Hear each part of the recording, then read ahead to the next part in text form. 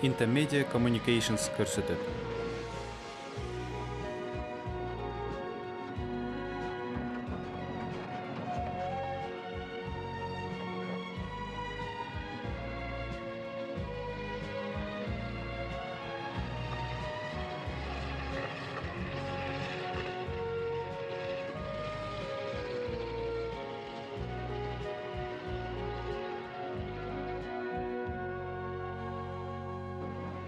Кар үстүндөгү издер.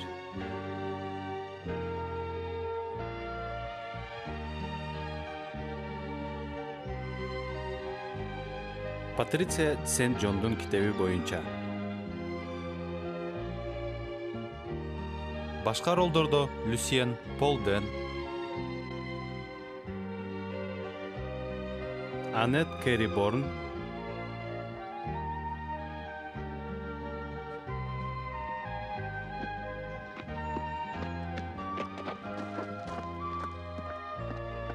музыкасы Питер Байдыкы.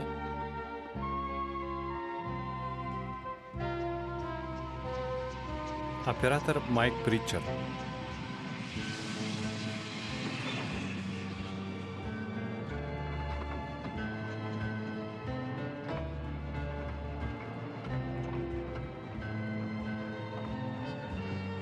Костюмдар Марк Ловел, Хелен Кук. Сүрөтчү декоратор Филипп Гетфорд.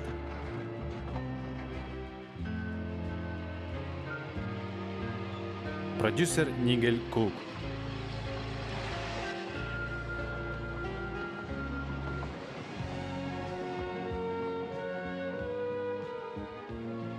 Сценарийдин автору жана режиссеру Марк Притчард.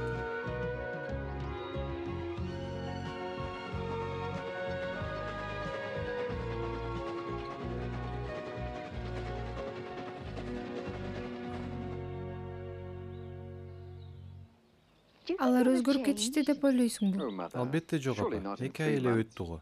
Алтыным, сен алардай болгон кезиңде Эсимде. Мени бир чочун киши алып кеткен. үй аңгырап ээн калган. Туура айтасыз, ээн калган.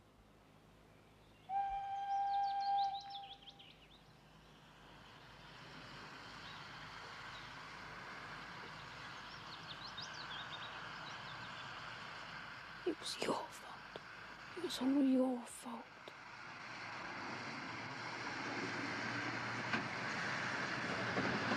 There's Papa.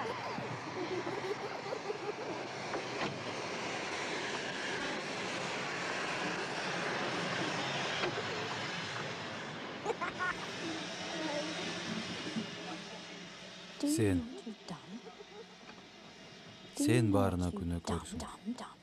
Сен атайын кылдың. Сен мени түртүп жибердиң го. Анан эмне менин жолумда туруп алдың? Сен мени басып чыгылдың го. Китептердин баары учуп кетти. Жок, мен эмес. Сен, мен көрдүм го. Калпайтпа.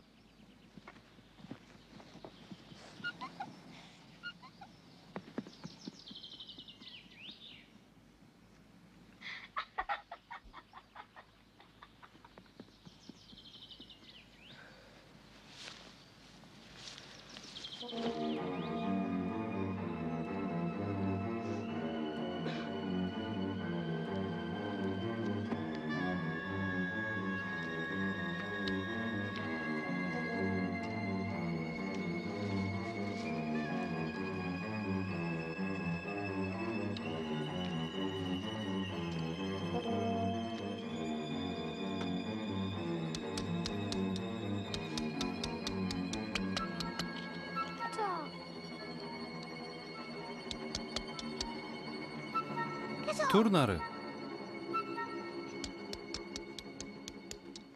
Гүлдөр кимге? Анетке. Жок, тийбе. Тийбе.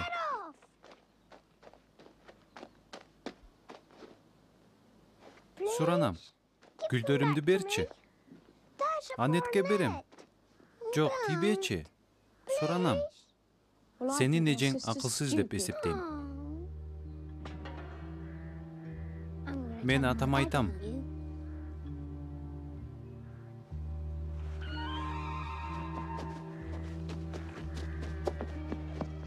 Эмне кылам дейсиң? Мышыгыма тийбе. Клаус.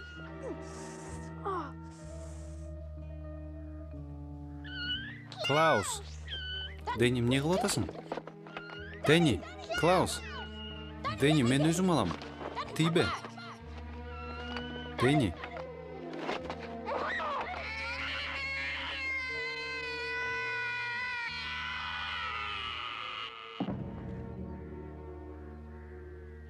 Дени. Дени.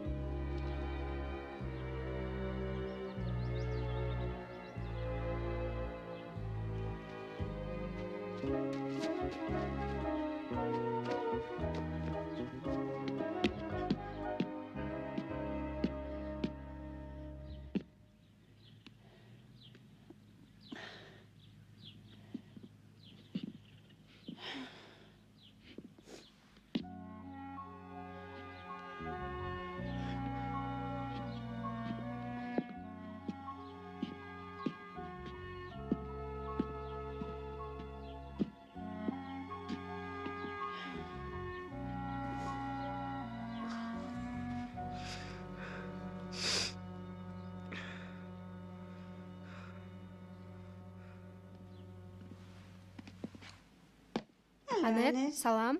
Салам. Эмне кылып аттың эле? Эчтеке деле. Биз атама жардам берип атканбыз. Анан келип мына тамак даярдап атам. Дени, сени менен эмес беле? Жок, аны атам менен калтырдым. Азыр келишет.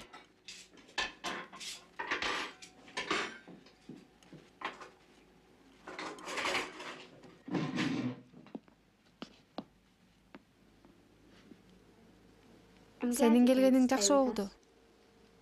Менин ойлоп тапканым болчу. Жардам берем деп айта албайм, карыдым. Бирок колуман келгенин кылам. Атам биздин жардамчыга айлыгын төлөш үчүн уйларын сатмакчы болду. Мен кубаныч менен келдим. Бирок сен өзүң баарын жайланыштырып калыпсың го. Апаңдай тыңгыз болупсуң.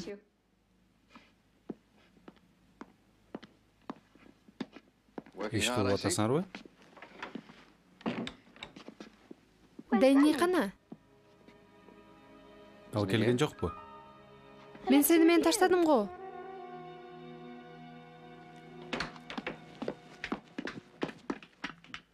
Дени.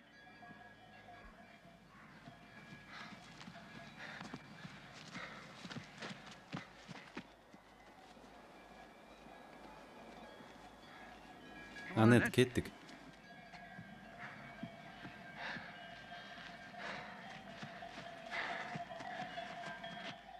Дени.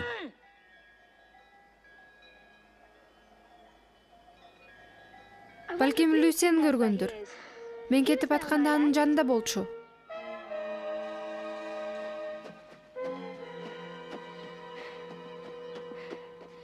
О, мадам Мари, Люсен менен сүйлөшүш керек. Оба, эгер тапсаң, байкуш бала десе, ал мага үй саганга жардам берет. Бул кыйын, бирок менин да ишим көп. Бирок суранам, кайтып келгенде сурап көрсөңүз, көрбөдү экен, 1 саат мурун жоголду. Сен аны каерден көрдүң? Токойдо. Люсен аны менен болчу, чогуу келе атышат го дегем. О, Кудай. Ким бул? Мына.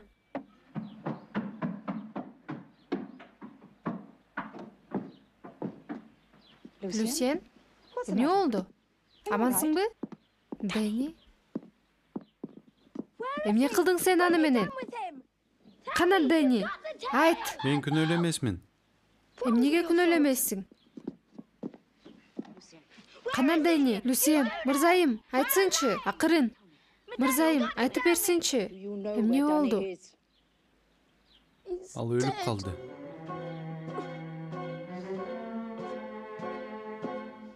Эмне? Кана тур. Бас кеттик. Мен сени өлтүрөм.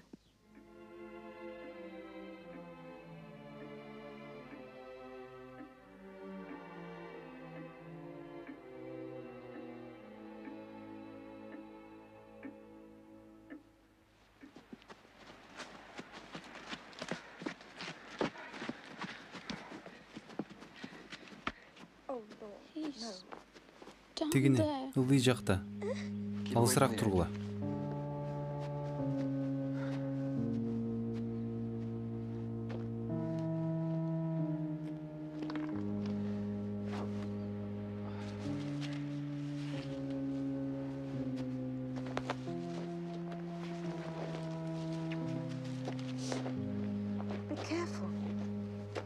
Авайла.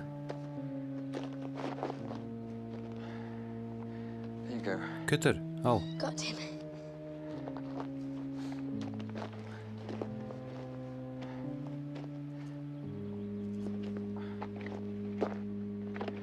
Мына.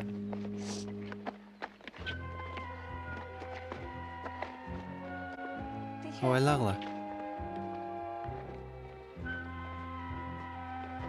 Баары жакшы, Дени. Дени? Дени.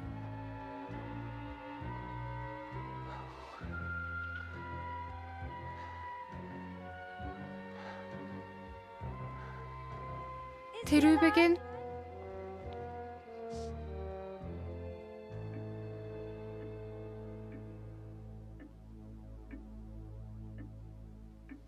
Өз периштелерине сени сактоону буйруйт.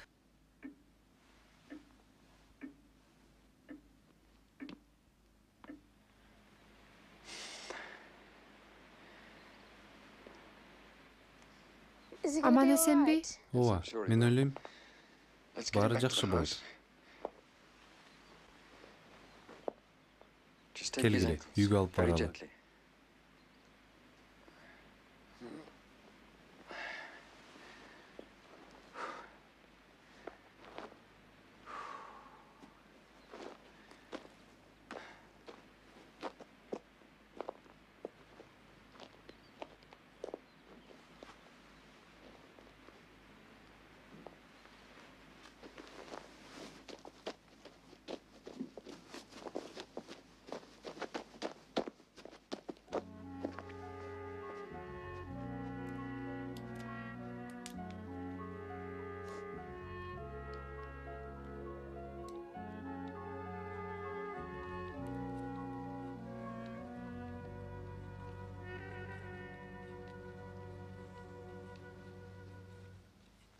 Алар ооруканага жетишти го. Байкуш бала.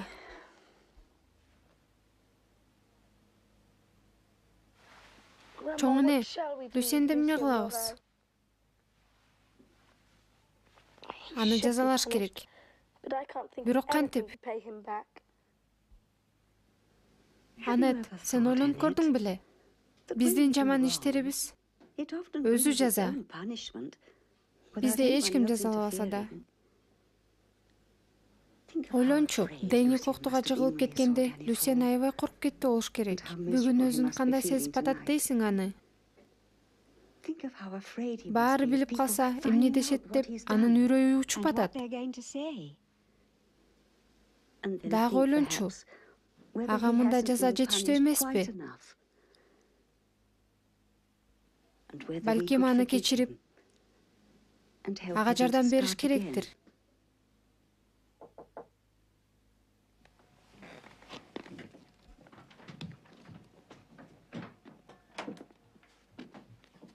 Анет, айтчы мага, эмне болуп атат деги? Дэнинин буту сыныптыр. Сиздин иниңиздин айынан. Эмне? Люсиен мышыгын коктуга түшүрүп ийиптир. Дэни артынан секириптир. Люсиен түртүп жиберди десе деле таң калбайт элем. Анет жок, ал антпейт болчу. Дэни бир нече саат таштын арасында жатыптыр. Люсиен болсо эч кимге айтпаптыр. Дэни өлүп калса эмне болот эле? Мария.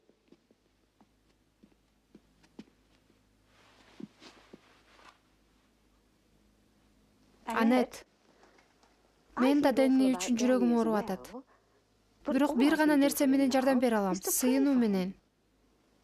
Эгерде мен сага окшоп ыйлай берсем, ал үчүн сыйына да албай калмакмын. Кудай сүйүү. Ал жакшыларга да, жамандарга да тиешесин берет. Кудай Дэннини жакшы көргөндөй эле эсиңде болсун, Люсиенди да жакшы көрөт. Мындай болушу мүмкүн эмес.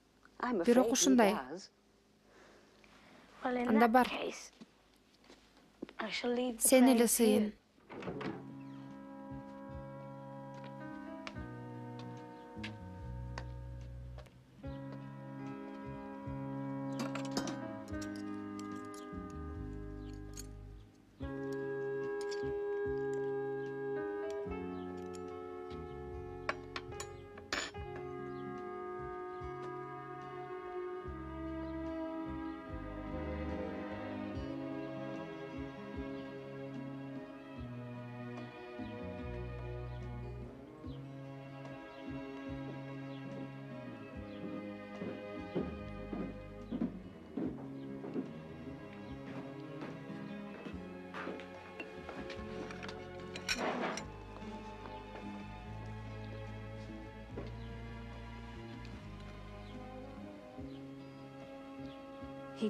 Жек көрүм.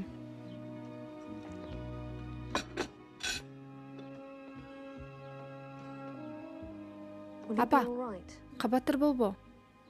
Мен мейманканага барышым керек. Кечинде келем. Илаба, эртерээк келем.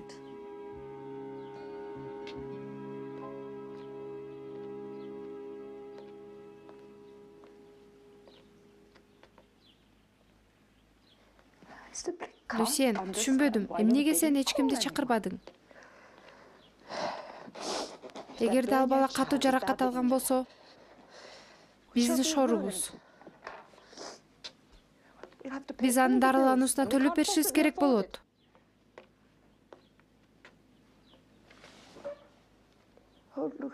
Биздин колубузда анча акча жок.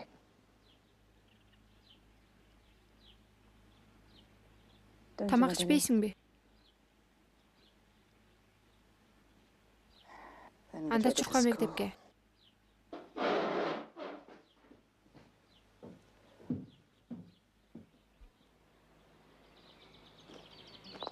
Балдар сага бир нерсе десе унчукпа. Бара кой.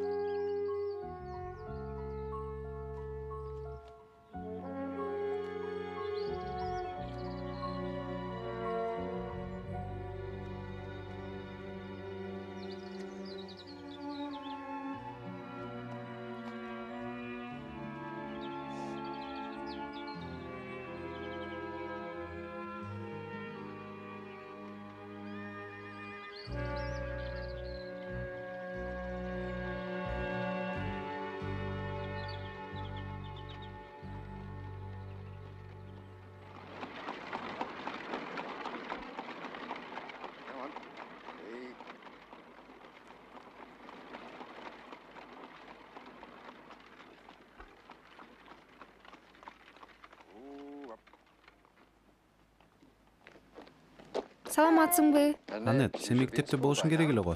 Сен келгиче туруп турсаң болот деди чоң энем. Дени, алтыным, абайла. Анет, эми мен ушул акшым менен жүрүшүм керек. Мына, жол бергиле, абайла. Киргиле. Ох, акырын, шашпагыла. Абайла. Клаус кайда? Мына кир. Дени, мына үйгө да келдик. Менин керебетиме жаткырып койгула.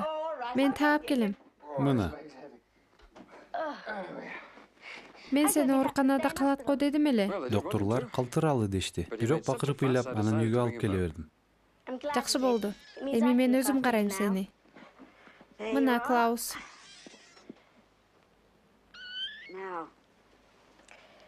Ысык чай менен жалбыз печенье жейсиңби? Жүргүлө. Мен силерге да бирдеке берейин. Бир нерсе жейин келсе, мага айт. Макулбу? Анет, билесиңби? Мен дал коктууга кулабадымбы? Билем. Бирок сен өзүң түшүп кеткен жоксуң да, туурабы? Дени мага убада бер. Сен эч качан Люсен Марилдин жанына жолобойсуң. Түшүндүңбү? Сүйлөшпө алар менен.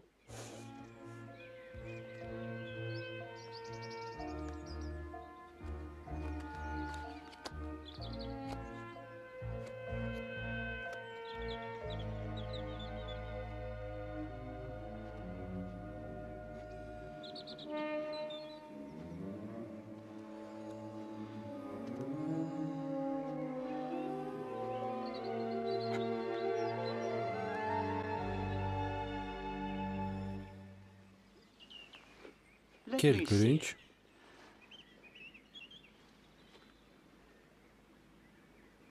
Коркпо. Мен сени жеп койбойм. Кой эми.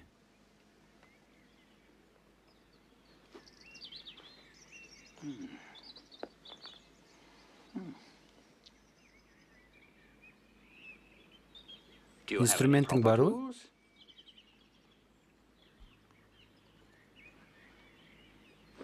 Жүр мени менен. Мен сага бир нерсе көрсөтөйүн.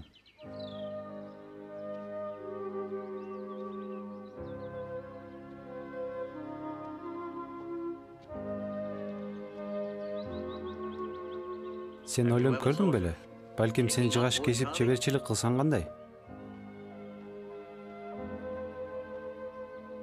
Ошент. Сенин талантың бар. Баарынын колунан келбейт.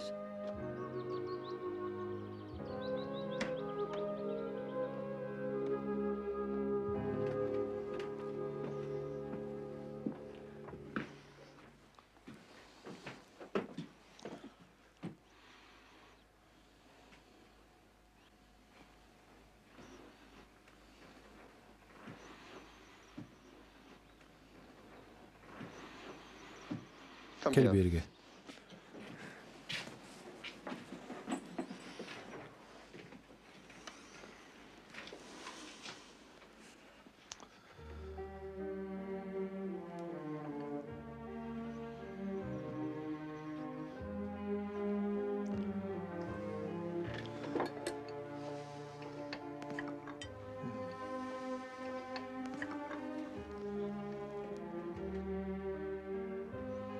Эми карачы.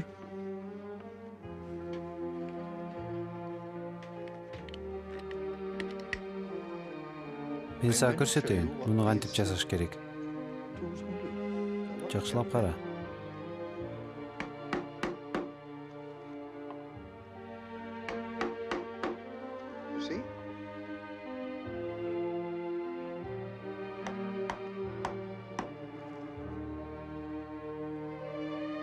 Кичине бөлүгүн алып салабыз. Мына мынтип. Акырындап. Катуу баспа. Абайла. Мына.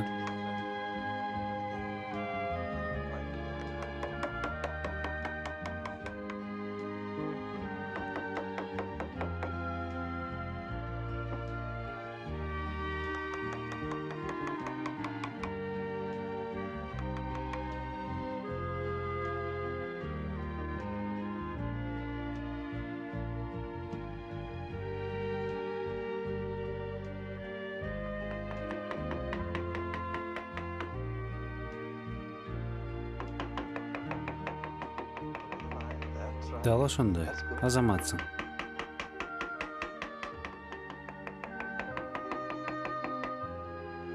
Азамат, жумшагыраак. Эми кел көрөлү, эмне кылсак болот. Мына, бул жерин кылышыбыз керек. Мына.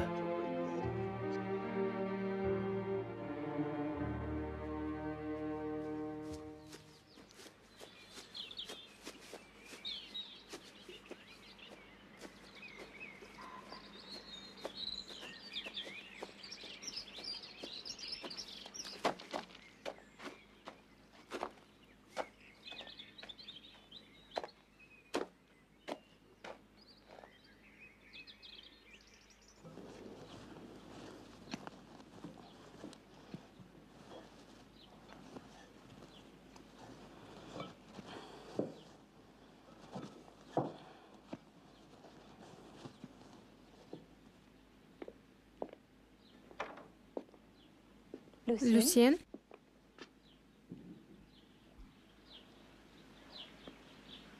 Кана, кандай? Бары жакшы. Мугалимиң эчтеке дебедиби? Жок. Досторуңчу? Эчтеке. Мен аябай кыжалат болдум. Мүмкүн эч нерсе болбостур.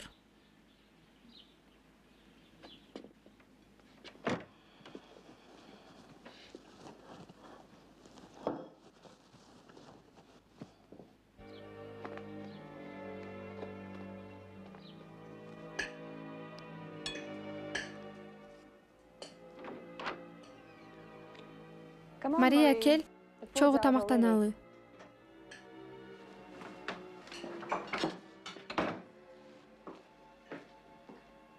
Кичинекей коркок. Мария, болду. Апа, эмнеге сен ага уруксат бердиң? Ал мектепке барышы керек болчу. Ал мектепке барды. Жөн койчу аны. Ал мектепке барган жок. Кечке чейин каякта жүрдү ким билет? Мектепте болгон жок. Эмне? Жолдон мен мугалим менен жолугуп калдым. Ал Люсьенди сурады. Ден соолугу жакшыбы деди. Люсьен.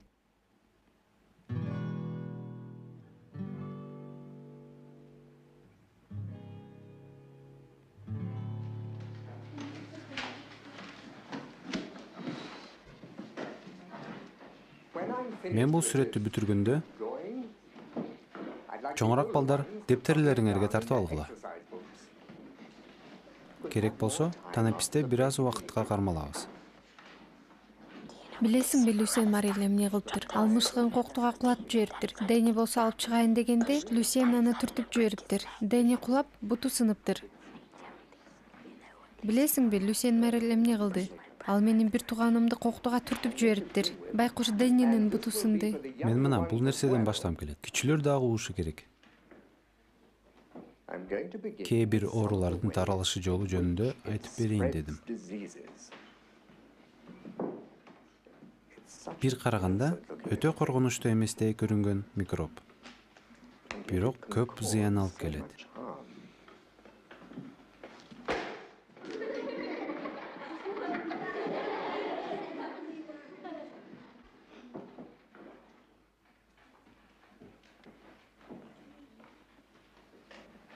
Бернард, угуп атам. Тиги катты мага бер.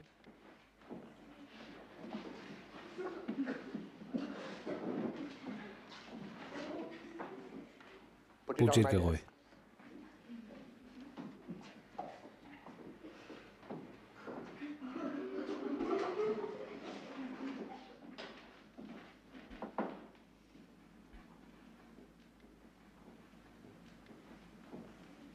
Муну сен жаздың ба, Нет?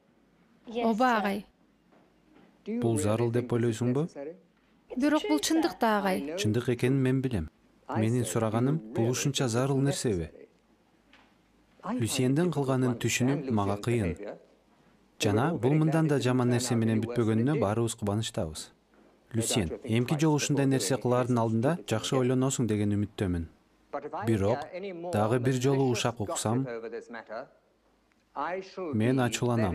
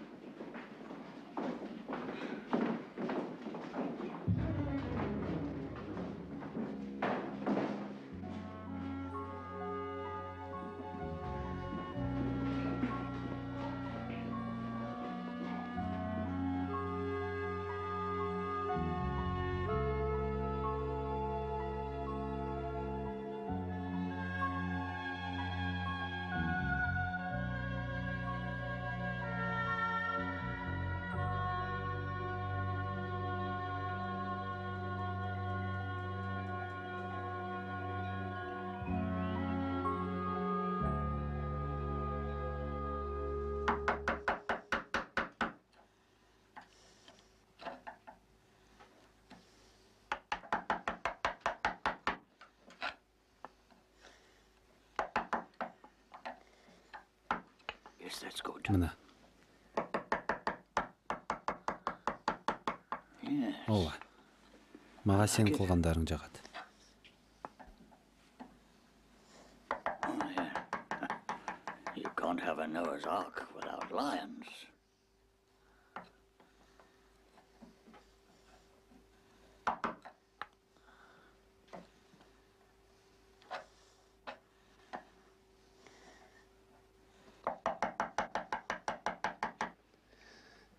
You know, you'll certainly Жакында be able to sell сатсаң some of болот. your models. Would you like that? Чын элеби? Of course I do. Албетте. There's a Тиги man өрөөндө down in the менин village жасагандарымды who sells саткан my бир киши cars. бар. We could take Сеникинен some of бир нече yours алып, and show them ага to him. көрсөтсөк болот.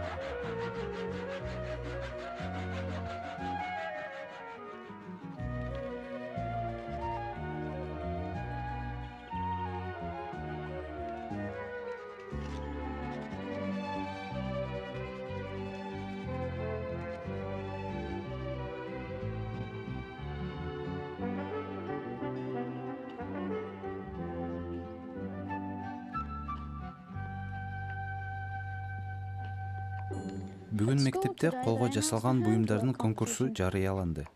О, кызыктуу. А белек эмне болот экен? Билбейм. Бирок мага баары бир. Сен конкурска катышасыңбы? Ооба. Мен баарынан мыкты экенимди аларга далилдеп берем. О, мен шектенбейм. Was there ever Сага any ишенем. doubt?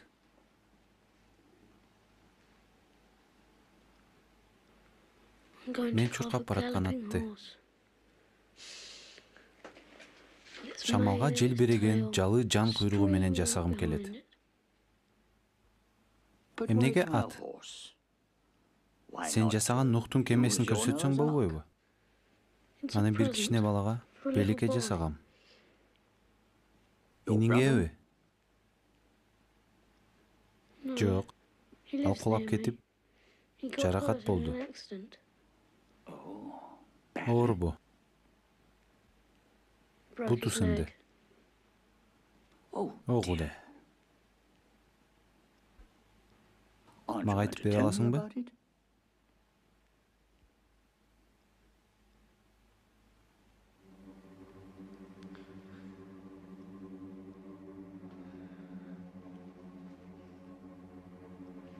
Ал тоодо ойноп жүргөн. Бир бала келип, ага тийише баштаган. Ал мышыгын коркутар ыргытам деп коркуткан. Ыргытпайт болчу. Бирок анан иши кылып, Дени кулап кетти. Мен аны кармап кала албадым.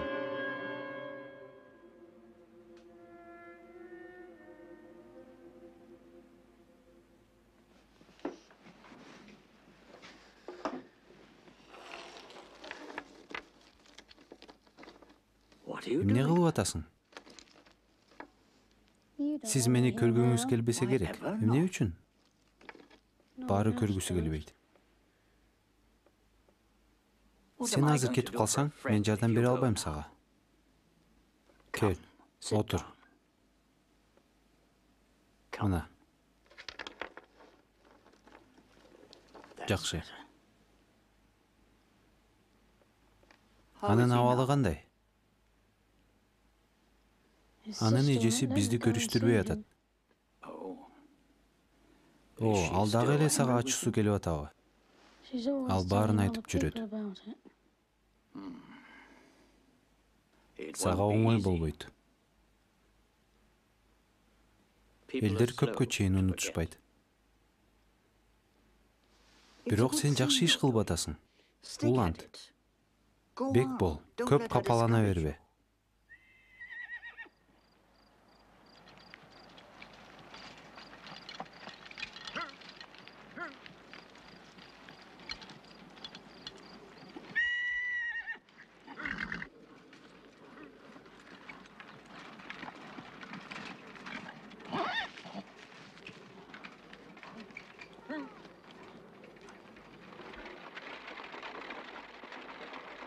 Сени бирөө күтүп атат.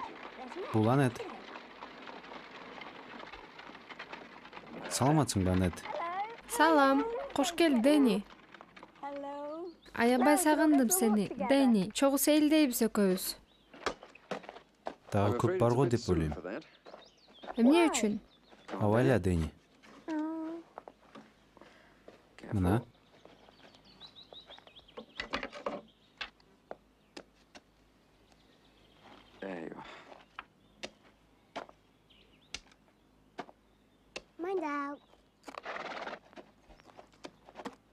Карагылачы. Эң сонун, Дени. Кандай керемет. Карагылачы. Бир бутун кыска экен. Эмне деп атасың, Дени?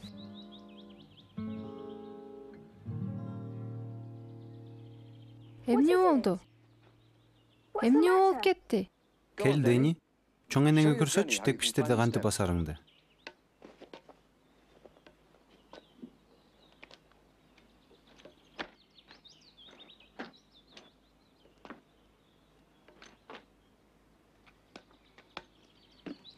Анет. Дени башкалардай болуп эч качан баса албайт. Ал аксак бойдон калат.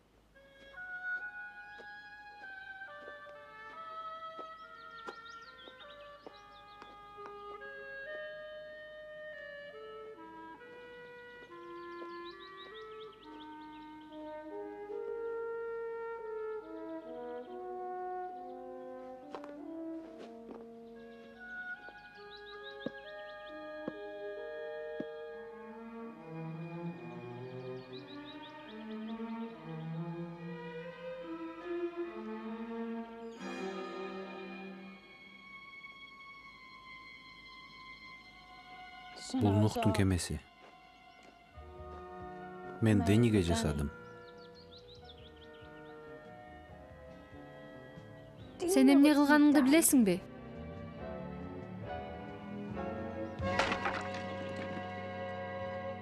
Эч качан бул жака келбе.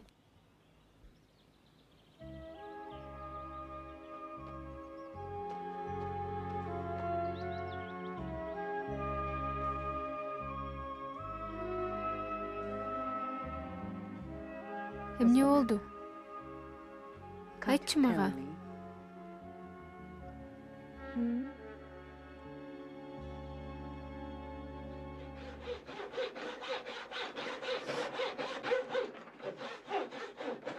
I'm sorry. Ооба. Чынында эле бул өтө кыйын. Бирок ишиңди таштап салба. Мен сага үмүт кылам. Сизге го жакшы. Балким. Ойлонуп көрүш керектир.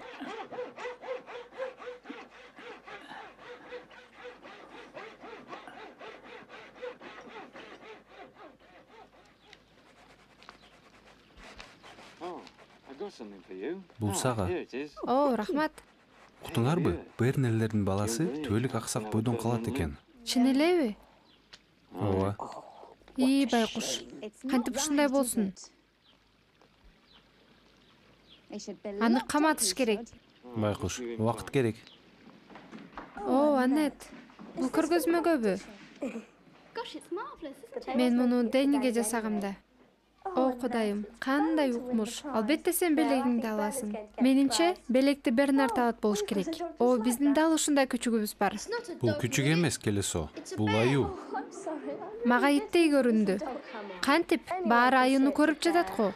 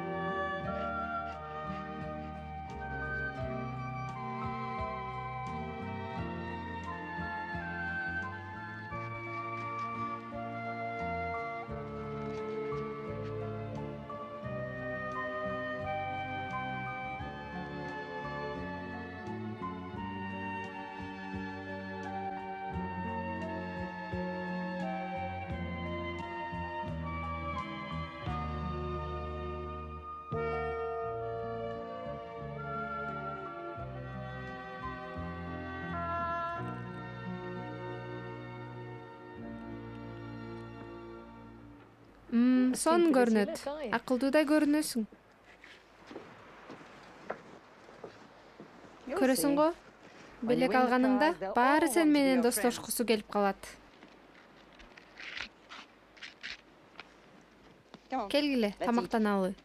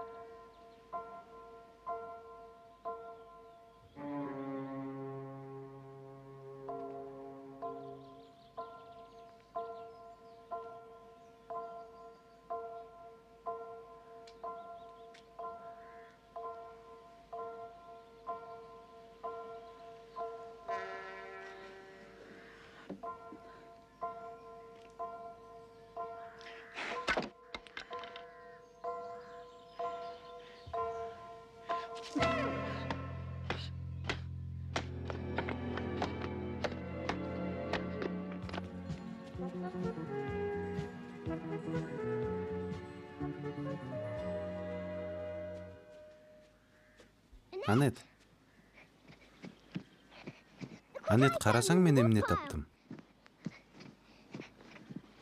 Мен керик коңуз, топоз, ташбака таптым.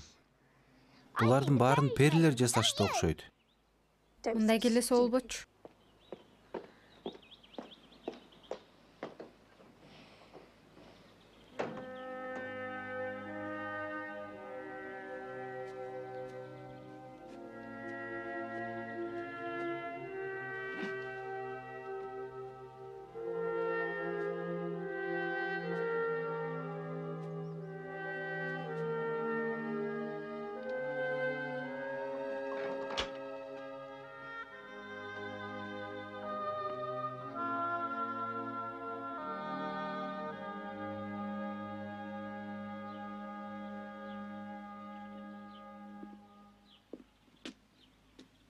Апа, сен мен атымды алдыңбы? Жок. Мэри, сен Люсендин атын албадың беле? Жок. Өзүң алып кетпедиң беле? Ойлончу. Жок. Аны тепкичтен шамал учуруп кетпедиби? О, жок.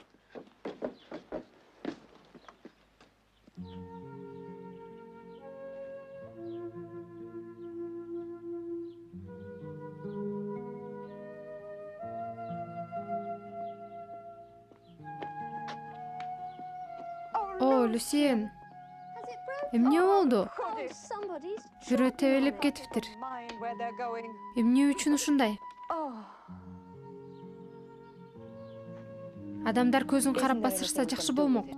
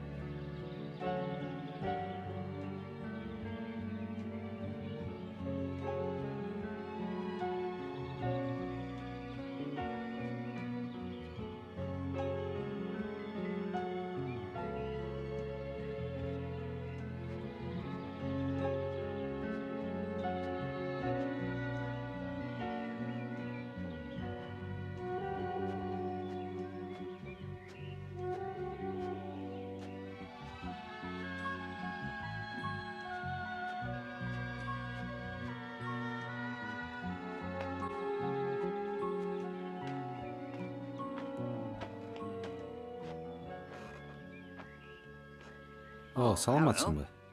Саламатсызбы? How goes the carving? Сен качан белегиңди аласың? Мен белег албайм. Менин атым талкаланып калды. Ошондойбу? Кантип талкаланды?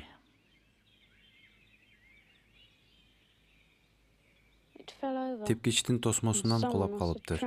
Анан бирөө тебелеп кетиптир. Эми көргөзмө үчүн менин эчтекем жок. Башка бир буюмуңду сунуш кылса болот. Сен мурун жасаган кийиктин башын көргөзмөгө койсоң кандай? Ал учурда менин куралдарым жок болчу. Анан баары мындан жакшы жасалбайт деп ойлоп калышат. Ким эмне деп ойлоп калаары маанилүүбү? Ооба. Эмне үчүн? Алардын баары, бүт баары мени жаман көрүшөт. Эмне, сен белек алсаң, баарын ою өзгөрөт деп ойлойсуңбу? Андай болбойт. Анда эмнеге аракет кылам? Сүйүүгө жана сыйлоого татыктуу болуу керек. Эгер адамдарга жакшылык кылсаң, бул нерсе мүмкүн болот. Бирок адамдардын сүйүүсүнө жана сыйлоосуна канткенде татыктуу боло алаарын жөнүндө сага айтуу үчүн мен киммин? Кел бери.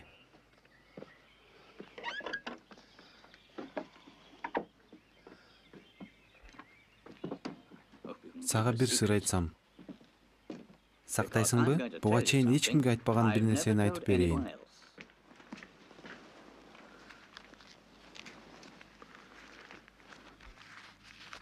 Бир убакта мен банкты тоногом. Сен коркпо. Отур.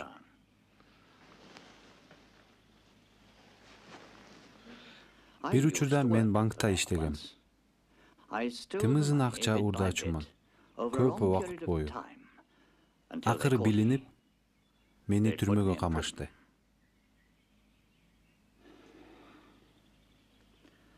Менин Анна деген аялым, 2 кичине балам бар эле.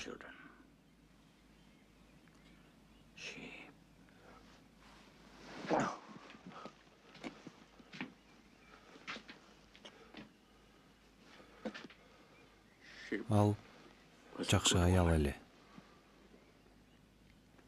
Кудайга таянган.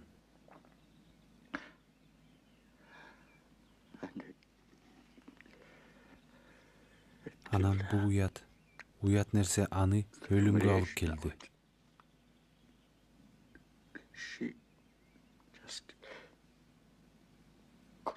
Ал мындай уятка чыдай албады. Түрмөдөн чыкканда мен балдарым менен жолуга албадым. Алар экөө тең билимдүү болушту. Азыр кайда алар? Женевада. Бири бизнесмен, экинчиси доктор. Менимче экөө тең белгилүү адамдар. Сизге каттап турушабы? Балдарым менин каякта экенимди билишпейт.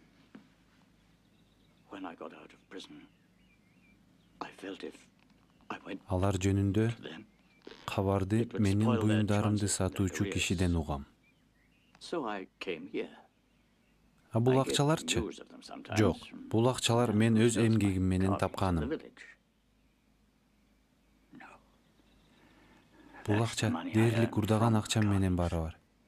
Менин кылган ишим көп адамга зыян алып келди. Мен эч кимисин билбейм, тааныбайм. Жана аларга кайтып бере албайм. Бирок мен ар биринин акчасын кайрып бере алсам, же ушул акчага башкаларга жакшылык кыла алсам, чоңураак бир иш кыла алсам, жакшы болот эле.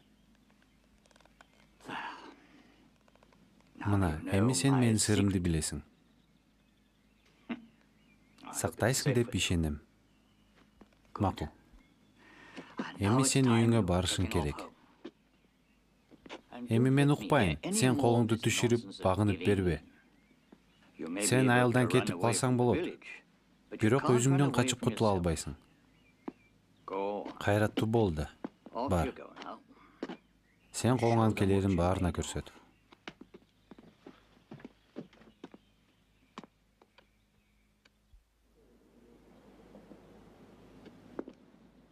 Быйылкы жылдын көргөзмөсү эң өзгөчө деп айткым келет силерге.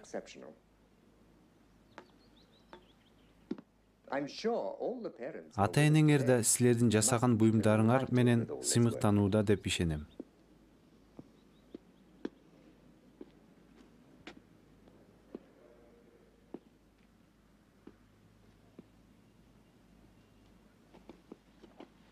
Муну менин Анет эжем жасады. Дэнни, Ооба, чын. Анеттин жасаганы эң мыкты. Чын эле мен ошентип ойлойм. Анет, сен белекке ээ болдуң. Белек сеники. Анеттин жасаганы чынында эң сонун. Бирок дагы бир буюм бардыгынан жогору бааланат. Быйылкы жылдын белеги эң мыкты жасалган буюму үчүн Бернард Пиритке ыйгарабыз.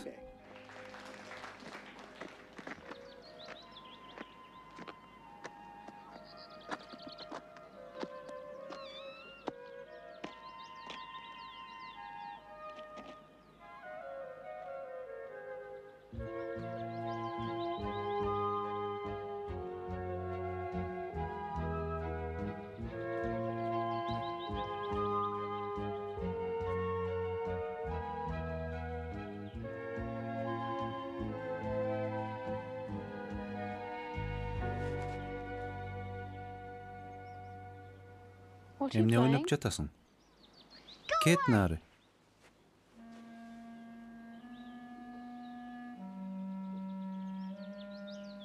Мен жомоктогу жаныбарлар менен ойноп жатам. Анет сени менен сүйлөшпө деген. Мен сени таарынтпайм. Сен бутуң үчүн кечирип койчу мени.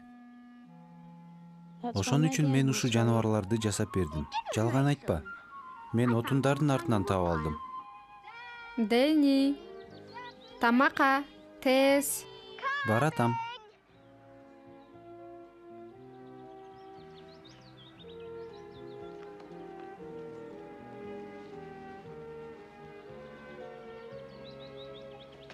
Клаус, жүрүп кеттик.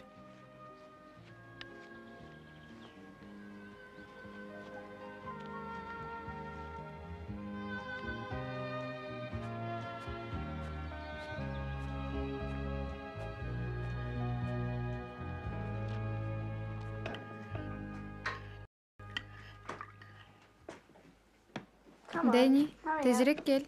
Суук болуп баратат. Анет, Люсиан болсо бул жаныбарларды мен үчүн жасап бергенин айтты, чынбы? Дени, мен сага аны менен сүйлөшүүгө тыюу салам. Ал кайрадан сени таарынтып коет. Анет, болду эми? Мен аны менен кичине эле сүйлөштүм. Бул оюнчуктарды ал жасады беле. Сен отундардын артынан таппадың беле? Ал кантип сага жасап бермек, акылсыз десе. Люсиан мен жасадым дейт. Мен болсо перилер жасашты деп ойлойм. Болду, Дени. Шорпоңду ич. Анет.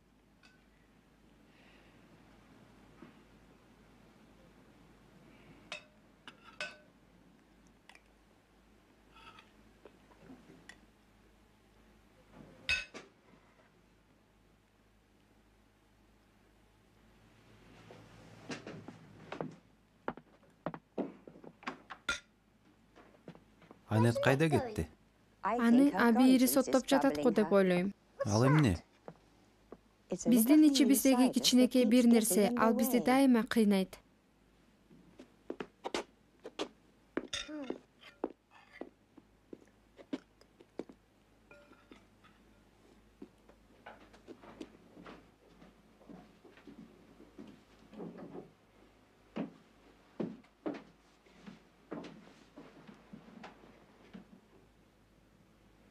Менин түшүнүгүм боюнча бул оюнчуктар чынында эле Люсиендин. Анет, экөөңдүн ортоңдо эмне болуп атканын билбейм. Бирок эмне, бул качанкыга чейин созулат? Сен Кудайдан баш тарттың. Анан Люсиенден. Эми иниңди капа кылып жүрөсүң.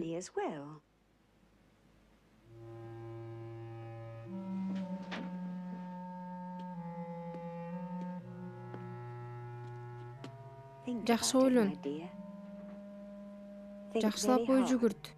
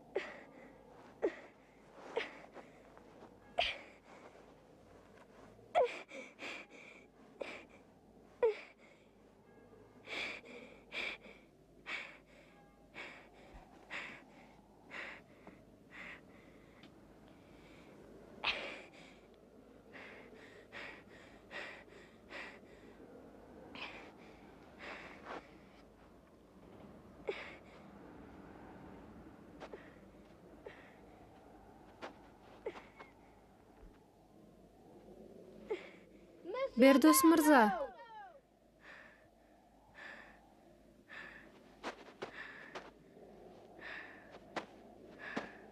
Бердос мырза.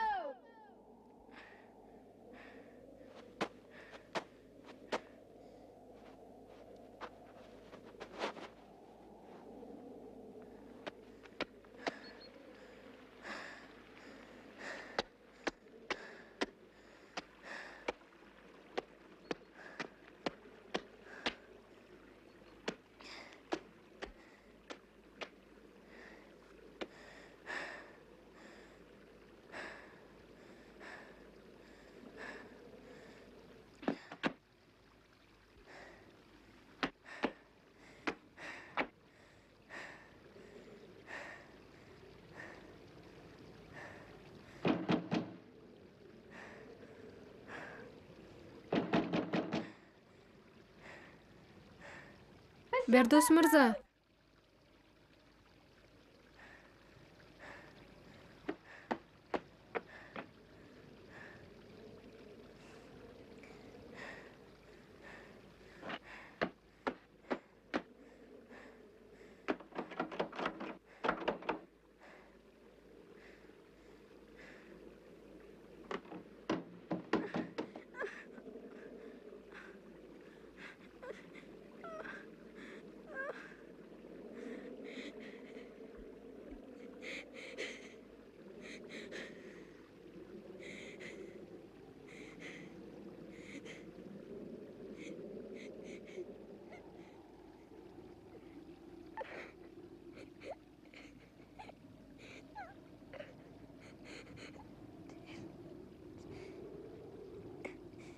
Урматтуу Кудай.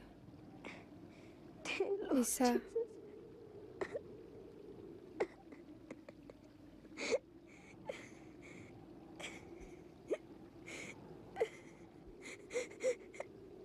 Мени эмнеге киргизбей атышат?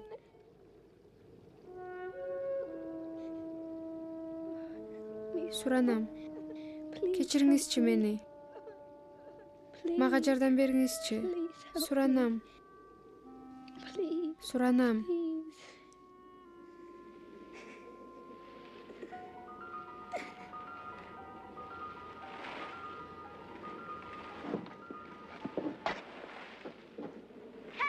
Жардамга. Жардамга. Мен бияктамын.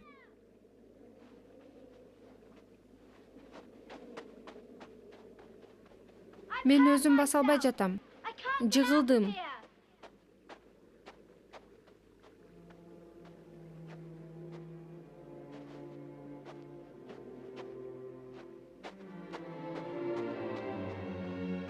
О, жок. Таптакыр баса албайсыңбы?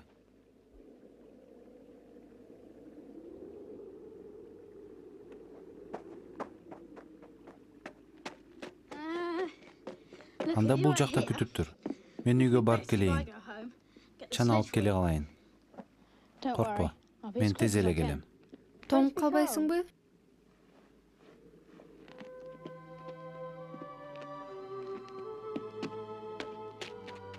Мен бат эле келем. Эмнеге, Люсиен? Эмнеге? Эмнеге?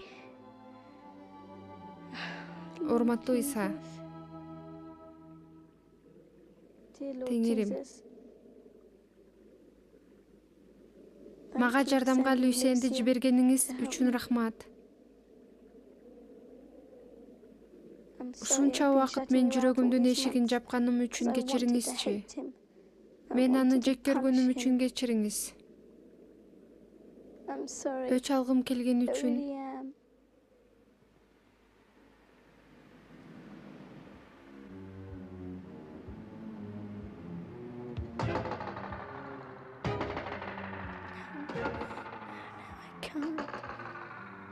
Кечириңиз. Кечириңиз.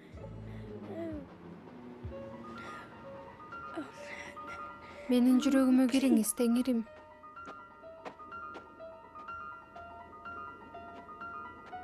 Теңир, мен ага айтышым керек. Анет, кеттик. Жок, мени укчу. Мен сага бир нерсе айтышым керек.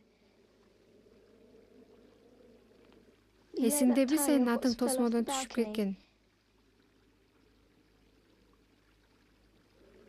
Мени кечирип койчу. Сен белек албай калышың үчүн мен муну атайын кылгам. Кечир.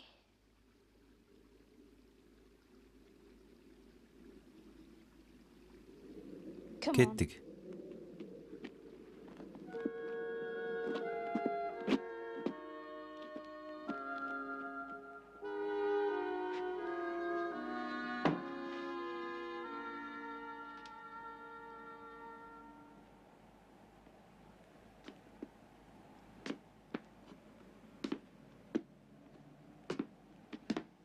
Анет?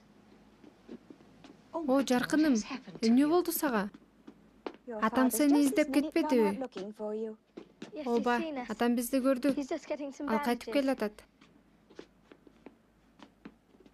Люсиен, кел. Кир үйгө. Отур. Ысык шорпо алып келип берейин силерге.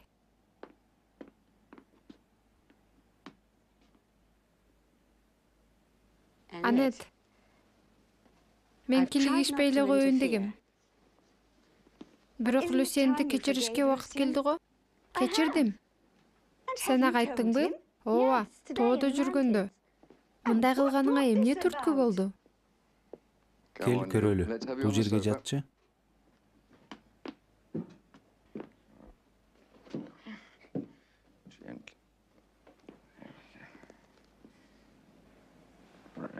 Мынакей, акырын жакшы.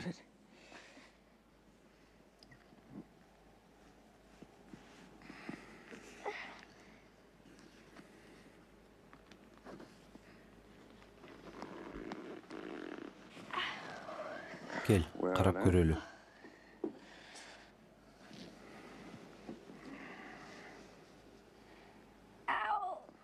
Ооруп атабы? Ооба.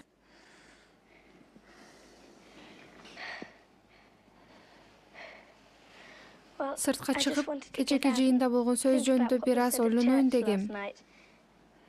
Эсиңиздеби? Мейманкана ээсин билесизби? Орун жок болуп, Иса менен Марияны киргизбей койгон.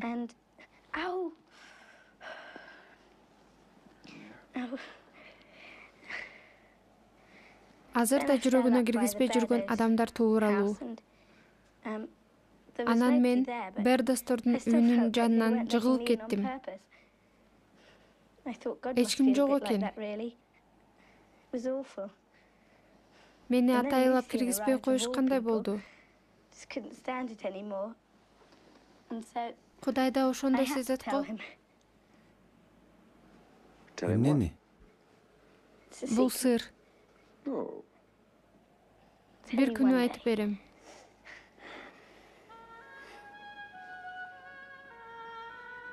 Кел, кире кой.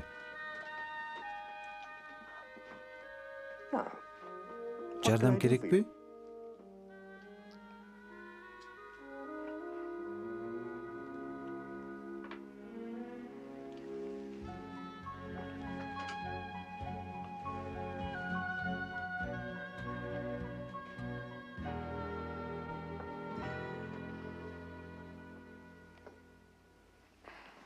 Буларды Люсиен жасаган. Эмне бул? Сонун экен, окумуш. Мен Люсиен экенин билбедим. Эмнеге ал буларды көргөзмөгө бербеди? Ал жасаган. Мына, ушул жөнүндө сизге айтып берейин дегем. Ал жыгачтан ат жасаган. Мен Дени үчүн ага ачууланып, атын талкалап салгам. Мен аябай кечирим сурайм. Мен сурайын дегем. Люсиен белекти азыр алса болобу? Менде эки эле белек бар болчу. Бирөөсүн Бернардка бердик, бирөөсүн сага. Анда ал Бернарддын белегин алыш керек. Люсиендики жакшыраак го? Жок, андай болбойт. Бернард өз иши үчүн алды. Белекти кайра алса болбойт. Эгер сен Люсьен да белекке татыктуу десең, өзүңдүкүн берсең болот. Сен айыңан ал белек албай калды го. Туурабы?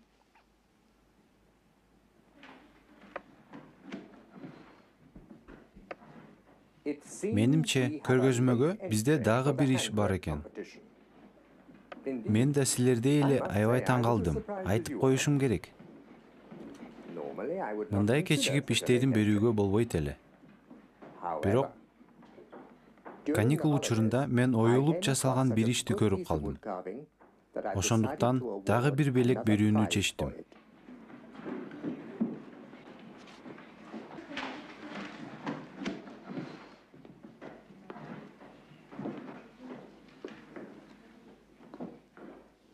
Люсьен, бери келип, белегиңди ал.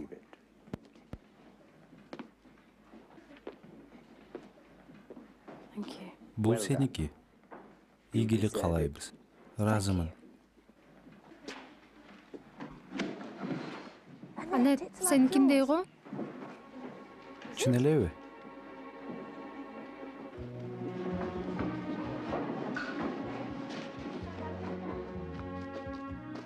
Бул сенин китебиң. Жок, бул сеники. Мугалим айтты го.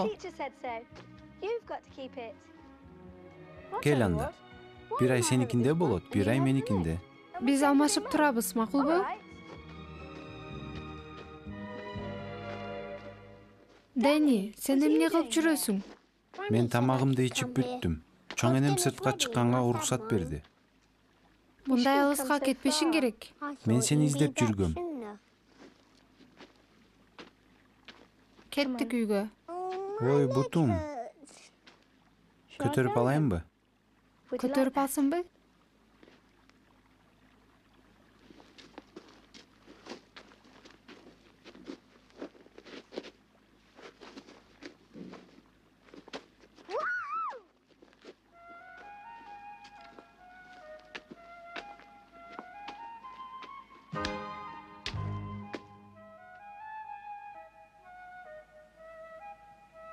Эмне жөнүндө ойлоп атасың? Дени жөнүндө. Көп ойлонбой эле кой. Баары сонун келаткан. Анан Эмне? аларга кантип жардам берсек экен? Эч нерсе кыла албайбыз деп ойлойм. Абдан суук экен. Отур. Üşüp kaldыңбы? Эмне бул? Акча го? Каяктан? Биринчи тапкан маянам. Чынбы? Ооба. Гевит доктор белгилүү адам окшойт. Аябай сонун кылыптыр сага. Анын клиникасы бар экенин, ар кайсы жактан ага келишерин кожойкем айтып берди. Ал сөөк оорулар боюнча адис. Сынык буттарды да дарылай алат бекен? Менимче дарылайт. О, Люсьен, сен дагы деле Денини ойлоп атасыңбы? Ал жардам бере алабы? Ооба, бирок акчасы канча болот элестете аласыңбы? Жок. Мен да билбейм. Бирок бернарлар төлөй албай турган акча болуш керек. Денини унут, Люсьен. Ал келип жок дегенде карап берсе болот го. Анан эмне болот? Жөн эле эмне кылсак болот, ошону билсек жакшы болот эле. Эртең менен ал кетет. Анда кеттик. Кантип? Поезд менен. Кеч кирип калды. Тезирээк. Люсьен, келесе болбочу.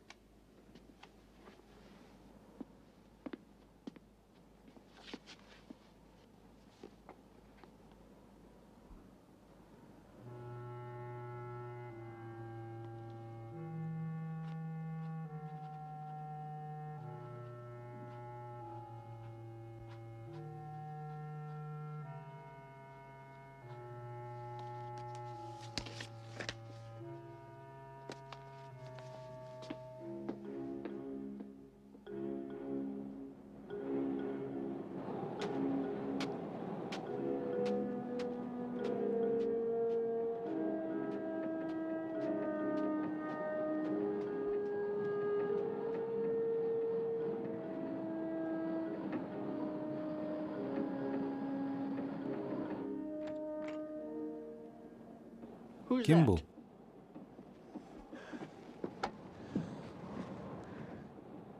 Жигит, мындай суукта эмне болду?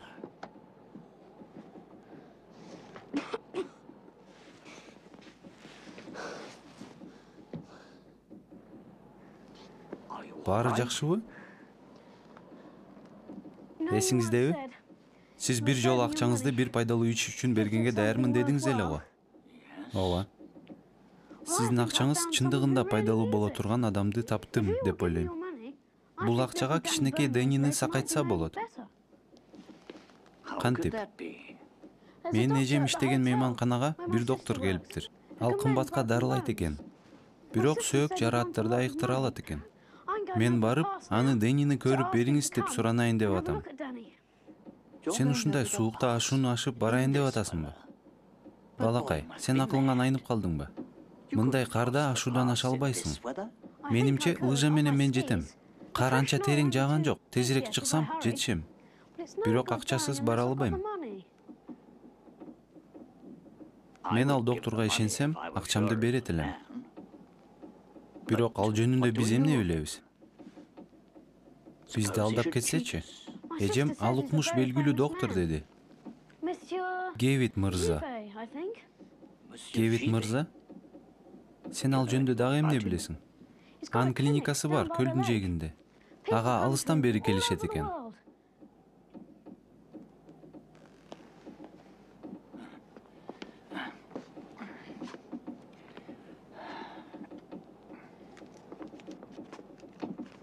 Бул акчаны ал да Гевит мырзага бер.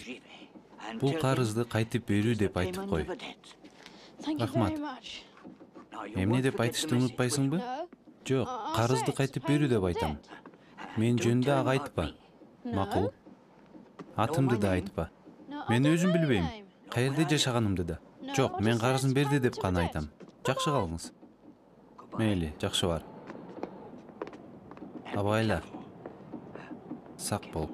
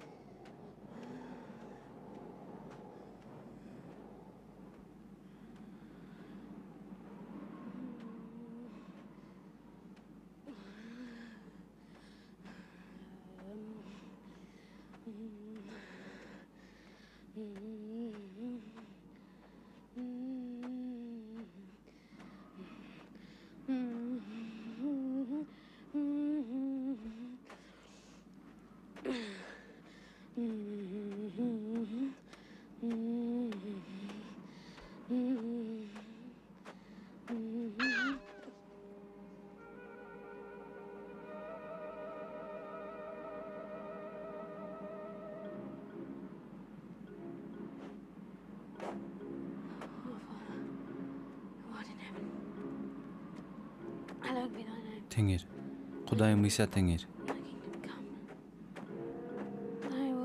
Асмандагы Атакем.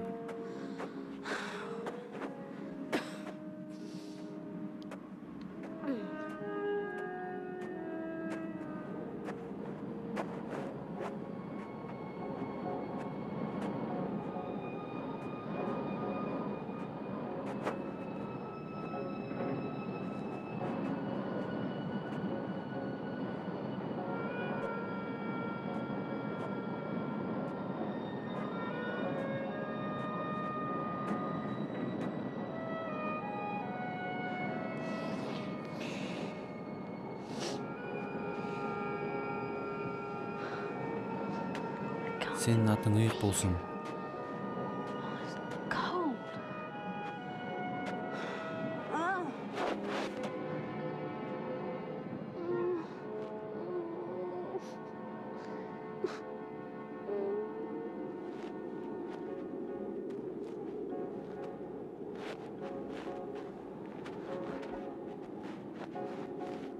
Асмандагы атакем, сенин атың ыйык болсун. Падышачылыгың орносун. Сенин эркиң болсун. Кудайым, мага жардам бер.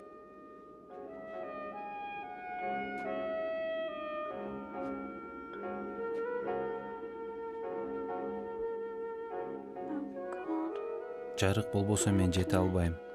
Кудай кайдасың? Мага ырайым кыл. Суранам. Суранам. Мен атайын кылган эмесмин. Ырайым кыл мага. Суранам. Жардам бер. Анетке жардам бердиң го, мага да жардам бер. Суранам.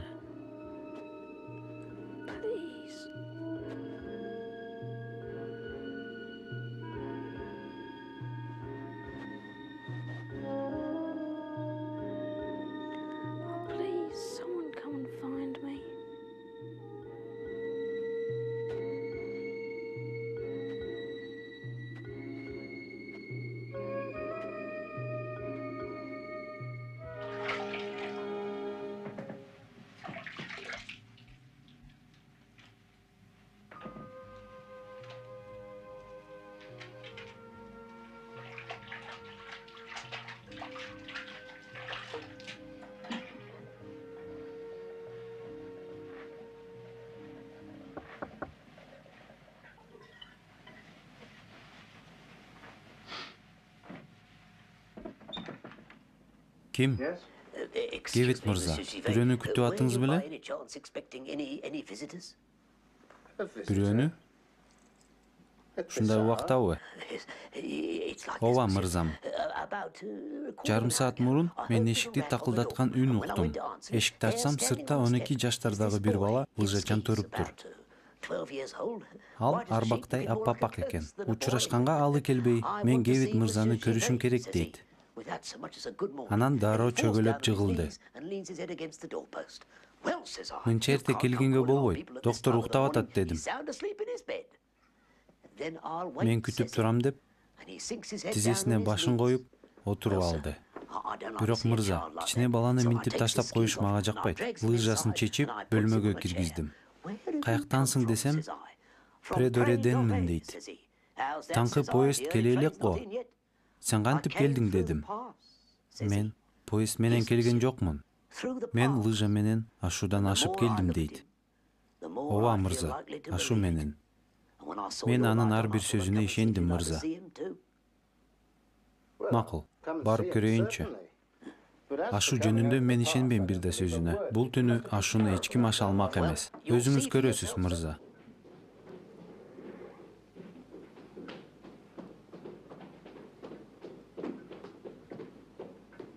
О Кудай.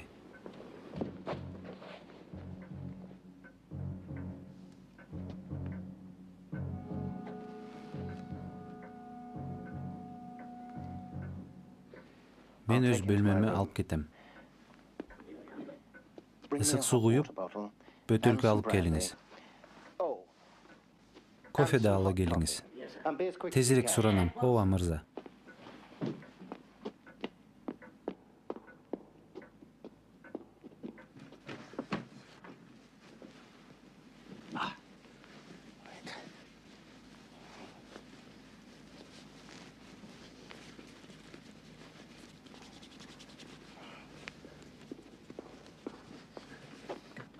Мырза, мына бөтөлкө. Мына бренди. Рахмат. Байкуш бала. Мен кофе алып келейин, мейли.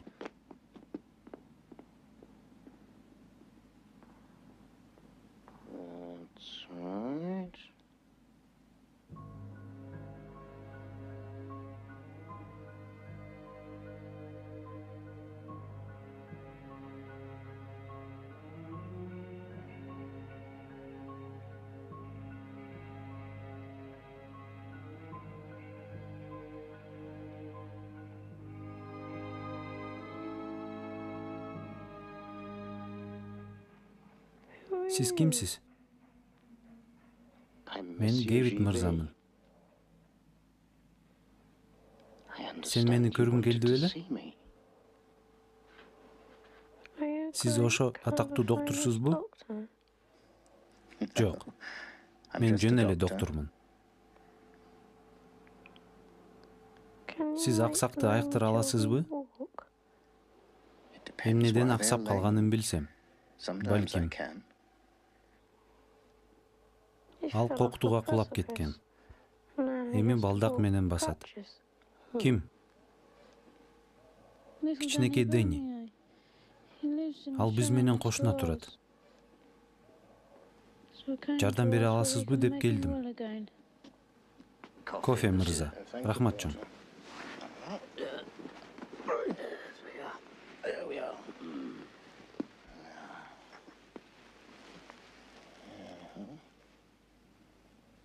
А мен жөнүндө каяктан билдиң?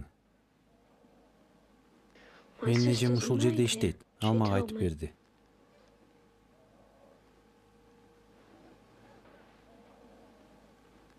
Бирок ушундай бороондо кантип келдиң сен? Ашуу ашып келдим, лыжа тебип. Ушундай аба ырайында кантип? Жок. Мен келдим го.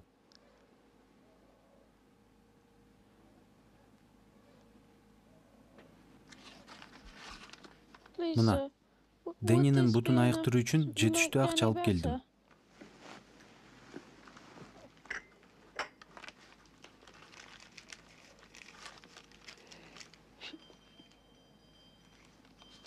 Кечиресиз мырза. Атың ким сенин? Люсьен Марель.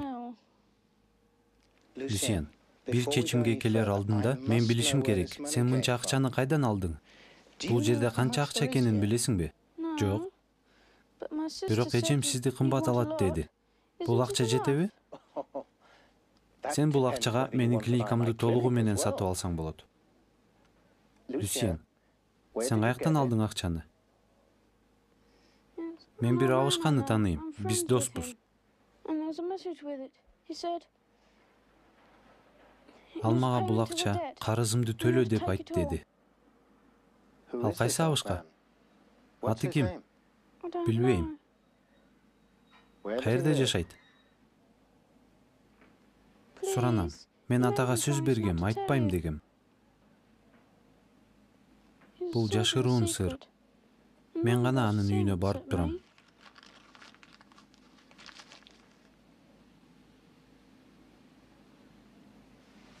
Макул. Айтпасаң айтпа, башка сурабайм.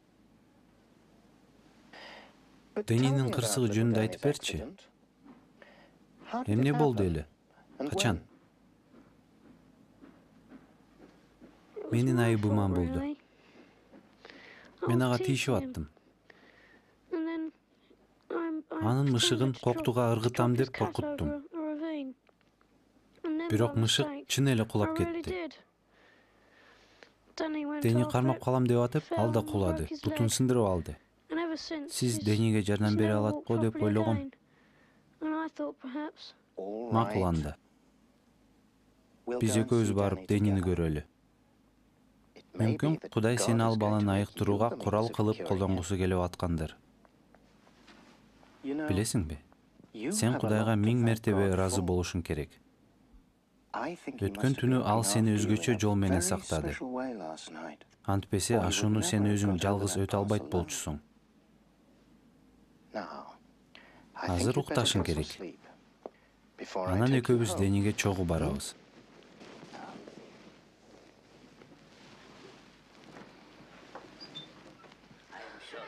Гевит мырза. О мырза, консьерж инимсиздикинде деп айтты. Эмне болду аны менен? Ооба, ал абдан чарчады, бирок баары жакшы. Биз түнү менен кабатыр болдук.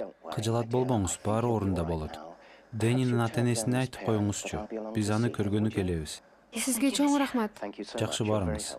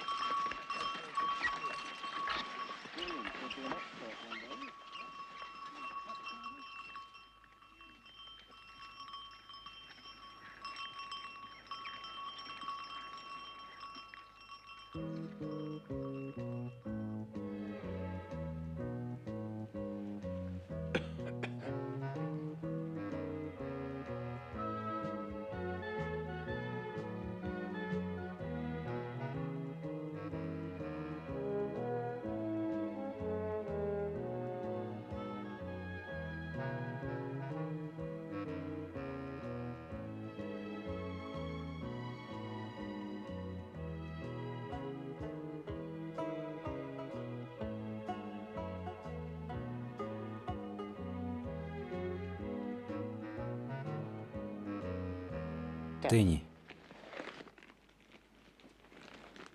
Момпос жейсің бе? Бар, ала қой.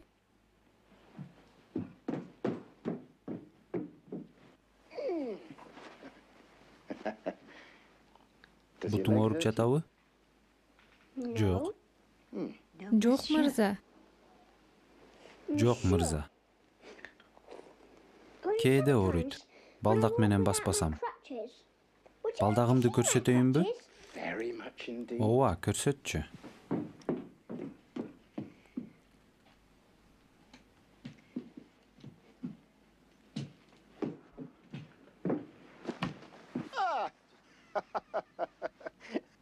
Мына, опа, азаматсың. Кенгурудан өтөсүң го? Эми, балдагыңды мага бер да, өзүң кантип басат экенсиң көрсөтчү.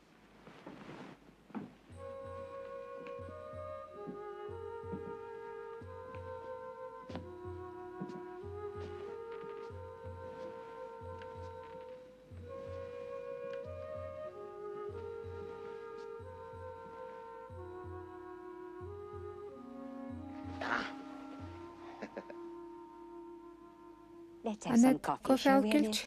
Макул чоңуне.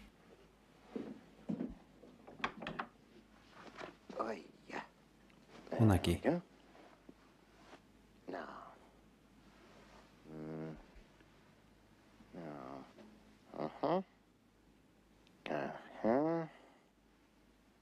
Мейли. Түшүнүктүү. Анан кандай? Башка балдарга окшоп чуркагың келеби? Айтчы.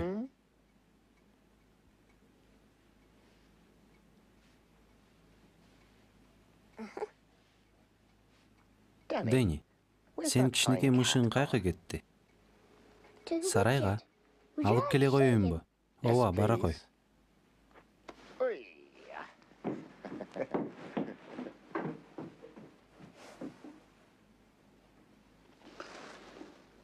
Мен силерге жардам бергим келет. Чын. Бирок алгач мен рентген кылышым керек. Мен оюмча, сөөк туура эмес өсүп калган. Балага операция кылуу зарыл. Демек, ал узак убакыт ооруканада жатып калышы мүмкүн. Сиз каршы болбосоңуз, мен баланы өзүм менен ала кетем. Бирок, төлөм акчасы канча болот? Сиз эч нерсе төлөбөйсүз. Люсьен баарын төлөп койду. Менимче, Дэнни кайтып келгиче тезирээк чечим чыгарыш керек. Алып кеткенге макулсузбу?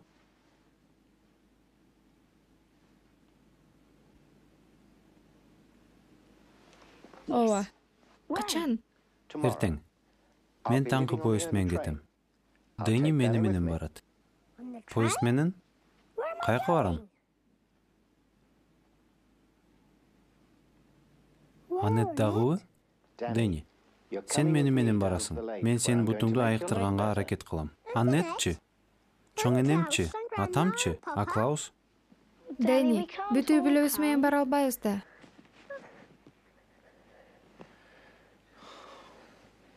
Кызыңыз кичи балдарды карай алабы? Ал Дэннини багып чоңойтту. Анда Анет дагы. Анда эмесе. Биз эртең менен 8:30 жолугабыз. Кечикпегиле, достор. Ооба. Эми мен Люсьенди үйүнө узатып коеюн. Менин дагы бир өтө маанилүү ишим бар.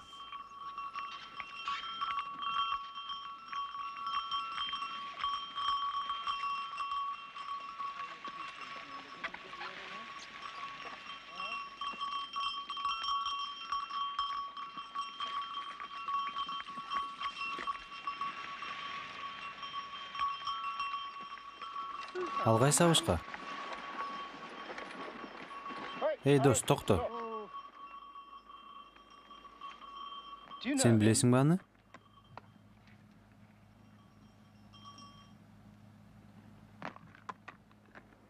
Акчаны ошо бердиби?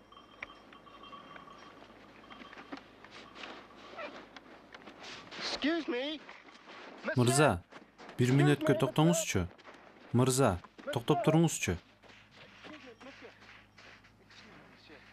Ооба, бир келе солуктай көрүнүшү мүмкүн. Бирок, Кудай үчүн, бул байпакты тааныйсызбы? Жок, атиги ылдыйда турган баланычы? Жок, анын мага эч тиешеси жок. Мени өз алдымча койгулачы.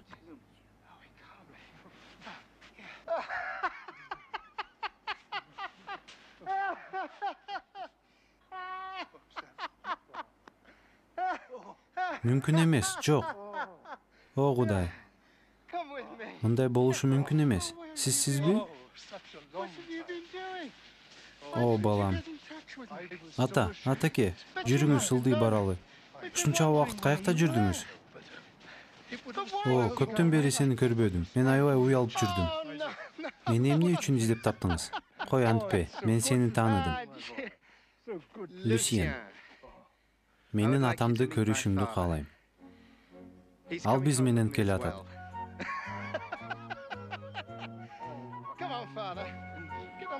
Келиңиз, отуруңуз. Мына, отуруңуз. Кандай күн, атаке? Кеттик алга.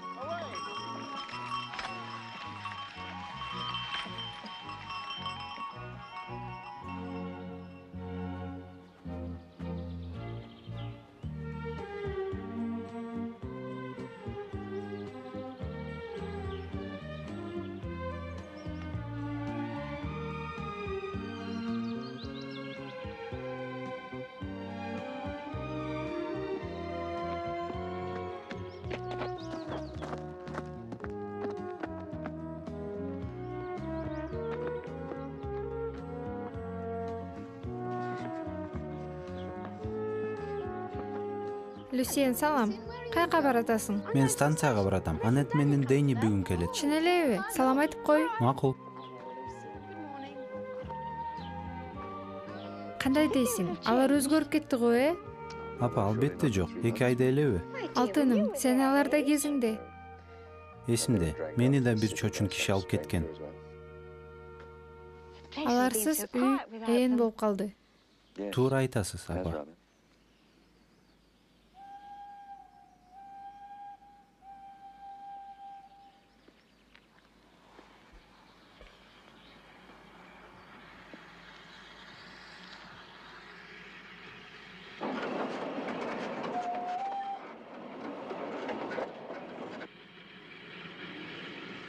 Ойлонбо, апа. Сен баарына күнөөкөрсүң. Көрүп атасың аларды? Ооба, көрдүм.